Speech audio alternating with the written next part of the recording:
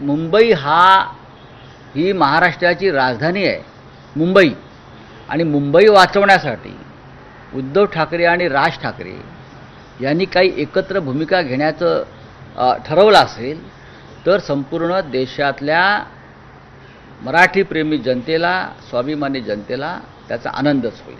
नाही, पण राज ठाकरेंची परप्रांतीय विरोधातील भूमिका ही काँग्रेसला पटेल का? राज ठाकरे यांनी परप्रांतीयांच्या विरुद्ध कोणती भूमिका घेतलेली नाही.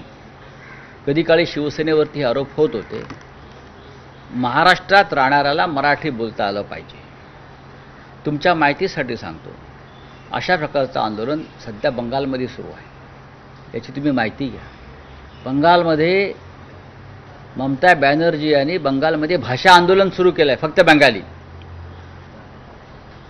तामिळनाडूमध्ये दक्षिणेत हेच आंदोलन सुरू आहे. तुम्ही मराठी आणि महाराष्ट्रावरच का आक्षेप घेताय? आम्ही मराठी बोलतोय म्हणून किंवा मराठी बोला असं सांगतोय म्हणून?